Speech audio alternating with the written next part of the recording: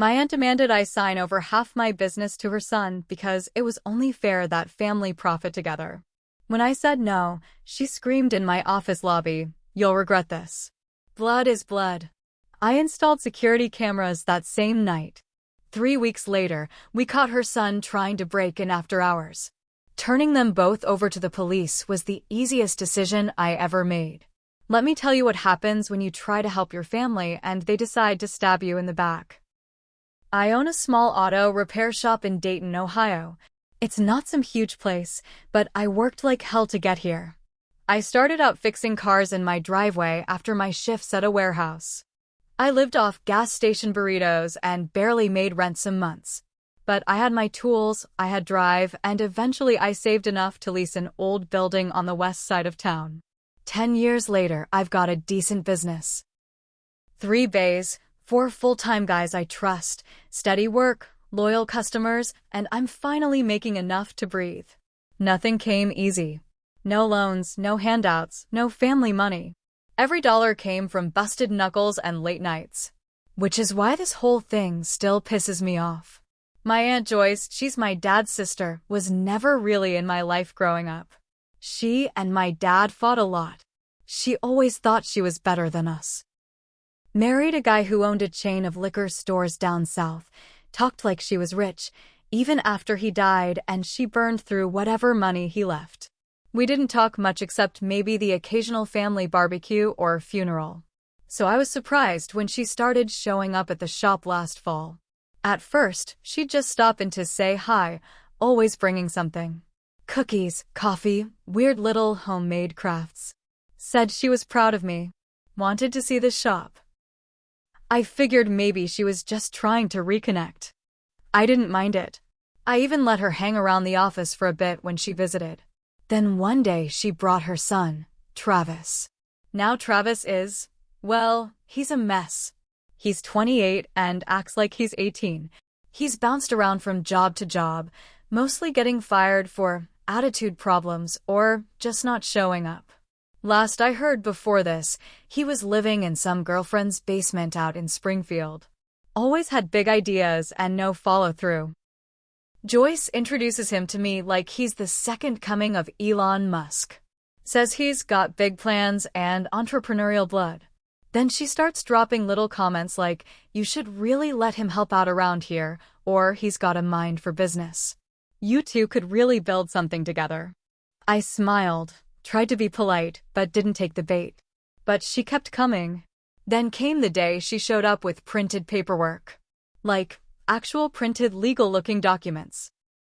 She walked straight into my office and laid them down on my desk. I had a friend help me draw this up. It's just a simple agreement. You'd sign over 50% of the business to Travis, and he'll help you grow the brand. It's only fair. You wouldn't be here without your dad, and I'm his sister. Family should profit together. I stared at her like she'd grown a second head. Wait, you want me to hand over half of the business I built to Travis? A guy who's never worked here? Who doesn't even know what a torque wrench is? She didn't blink. Yes, it's what your dad would have wanted. No, it's not. He'd have laughed you out of the room. She got real cold after that. Said I was ungrateful. Said I was turning my back on family. She stormed out, but not before she went into the lobby, where I had 2 customers waiting, and screamed, "You'll regret this. Blood is blood." I was mortified. I walked out, asked her to leave, apologized to the customers, and then locked the office door behind her. That night, I installed cameras. Everywhere. I didn't know what they might try, but I wasn't about to sit and wait. The next few weeks were quiet. I figured maybe she'd come to her senses. Then, 3 weeks later, I was asleep when my phone buzzed at 2:08 a.m. motion alert. I pulled up the feed. My heart sank. There was Travis. Hoodie up, gloves on, flashlight in his mouth, trying to pry open the back door. He didn't even look nervous, just focused. Like this was something he'd planned out. Like he belonged there. I watched, stunned. Then I hit the emergency alert on my phone. Police were on the way in under 5 minutes. They found him 2 blocks away in his car. In the trunk, a box of my shop tools, some diagnostic equipment, and a few old cash envelopes he must have grabbed from the office desk drawer. The officer showed me the inventory. It was clear he'd gotten inside. Maybe for just a minute, but long enough to grab what he could. They asked if I wanted to press charges. I didn't even hesitate. Yes, I said. Absolutely. The next morning, Joyce came storming in like some made-for-TV drama mom. Crying, begging, swearing it was all a mistake. He was confused. He thought you were giving him a trial run. Boys make dumb choices. You can't ruin his life over one mistake. I told her to wait in the lobby. I went in my office, printed a few stills from the security footage, and handed them to her. Looks like more than a mistake to me. She went quiet. Then she glared at me, said, "This is how you treat family?" I said, "You broke into my business. That's not family. That's a thief." I haven't seen her since. Travis is facing felony charges. My lawyer is making sure the restraining orders are airtight. I added more cameras, put in reinforced locks, even hired a part-time night guard for a while. Not because I'm scared, but because I learned something important. Just because someone shares your blood doesn't mean they won't try to bleed you dry. So after Travis got arrested, I thought that was it. Case closed. He was caught red-handed, my aunt was embarrassed, and I was ready to move on with my life. But it didn't end there. About 2 weeks after the break-in, I started getting strange phone calls. Not threatening, just weird. One was just heavy breathing. Another sounded like someone trying to muffle their voice, asking if I felt safe at night. The calls came from blocked numbers, always late, between midnight and 3 a.m. At first I thought maybe it was just some punk kid messing around. Then one night I picked up and whoever was on the line whispered, "It's not over." I didn't sleep much that night. Next morning, I checked the cameras. Nothing. But then I looked at the footage from the alley behind the shop. Someone had spray-painted a single word on my back wall. Thief. I called the cops again. They came, took photos, added it to the report, but didn't have much to go on. I scrubbed the paint off and tried not to let it rattle me. But deep down, I knew Joyce wasn't done. Then one of my guys, Eli, who's been with me for years, pulled me aside. He said, "Hey man." I didn't want to bring this up, but I got a message on Facebook from Travis. A fake account. Said you were stealing from the IRS, cooking the books, and that I should get out before it all comes crashing down. My stomach dropped. I asked him to forward everything to me, and I sent it straight to my lawyer. Turns out, Travis and Joyce had started some campaign behind my back, spreading rumors that I was running shady business deals, not paying taxes, hiding money. Total crap, but dangerous if you don't nip it early. They even created a burner email account and sent anonymous tips to the City Business Bureau, claiming I was violating labor laws. I spent hours pulling reports, time cards, payroll records, everything, just to prove I was clean. It was harassment, plain and simple. But here's the part that really kicked me in the teeth. My lawyer dug deeper and found out that Travis had actually applied for a small business loan in my name a few weeks before the break-in. He used old documents he must have swiped when he visited the office, my tax ID, business license, even a scanned copy of a voided check I'd left on my desk. He didn't get the loan, but he tried. That was the plan all along. He wasn't just trying to rob me, he was trying to become me. Joyce must have known. Hell, maybe it was even her idea. I turned everything over to the police again. Now they're investigating fraud and identity theft on top of the original charges.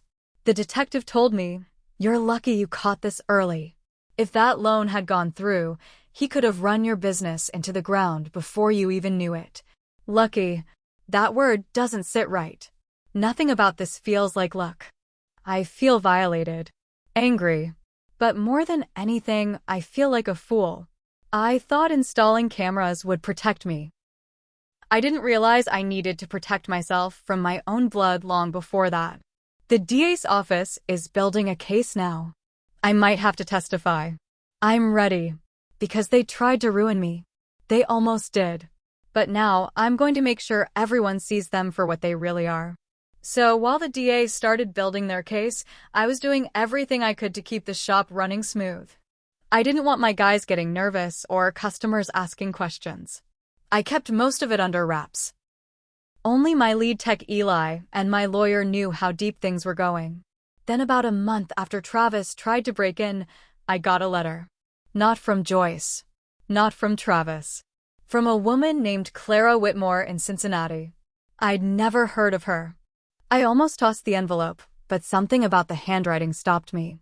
It was neat, old school, with this shaky underline beneath my name like it mattered.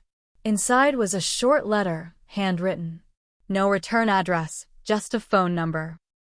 Here's what it said, word for word. Mr. Mark, I think you deserve to know what Joyce and Travis have been doing.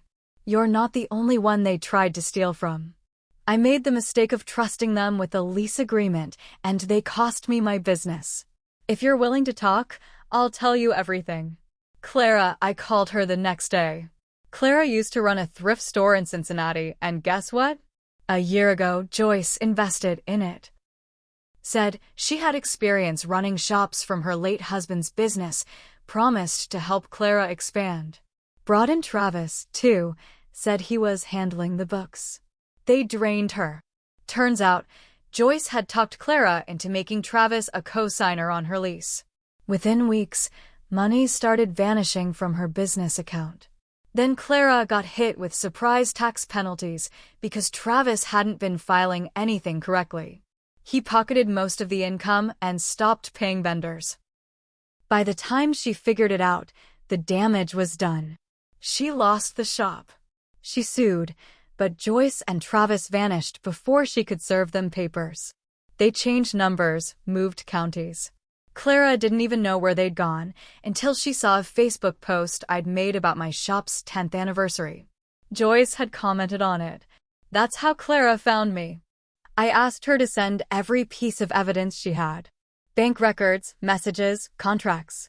She sent it all. It matched the pattern exactly. Fraud, manipulation, then destruction. My lawyer nearly lost it. He called the DA immediately.